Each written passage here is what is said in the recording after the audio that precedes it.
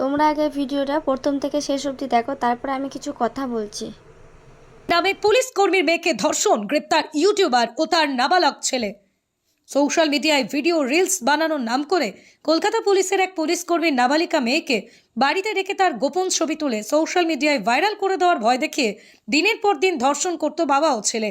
এমনটাই অভিযোগের ভিত্তিতে নাবালক ছেলেও তার বাবাকে গ্রেপ্তার করল হারোয়া থানার পুলিশ। চাঞ্চল্যকর ঘটনাটি ঘটেছে উত্তর চব্বিশ পরগনার বসিরহাটের হারোয়া থানা এলাকায়। ওই এলাকার বিখ্যাত ইউটিউবার অরবিন্দু মণ্ডল এবং তার এক নাবালক ছেলে প্রতিবেশী এক নাবালিকাকে সোশ্যাল মিডিয়ায় ভিডিও রিলস বানানোর নাম করে গত কয়েক মাস আগে ডাকে। ভিডিও বানানোর নাম করে রাজ্যের বিভিন্ন প্রান্তে ওই নাবালিকাকে নিয়ে যায় বিখ্যাত ইউটিউবার অরবিন্দু মণ্ডল এবং তার নাবালক ছেলে। সেখানে বিভিন্ন ভিডিও বানানোর পাশাপাশি ওই নাবালিকার কিছু গোপন ছবি ভিডিও তোলে অরবিন্দু। সেই ভিডিও সোশ্যাল মিডিয়ায় ভাইরাল করে দেওয়ার নাম করে মাঝে মধ্যেই নাবালিকাকে ধর্ষণ করত অরবিন্দু ও তার নাবালক ছেলে। ওই নাবালিকা গত শুক্রবার সমস্ত ঘটনার কথা তার পরিবারের লোকদের জানায়। তার পরিবারের লোকেরা হারোয়া থানায় বাবা ও ছেলের বিরুদ্ধে অভিযোগ জানায়। অভিযোগের ভিত্তিতে ঘটনার তদন্তে নেমে হারোয়া থানার পুলিশ রবিবার সকালে ওই এলাকা থেকে বিখ্যাত ইউটিউবার অরবিন্দু মণ্ডল ও তার নাবালক ছেলেকে গ্রেপ্তার করে।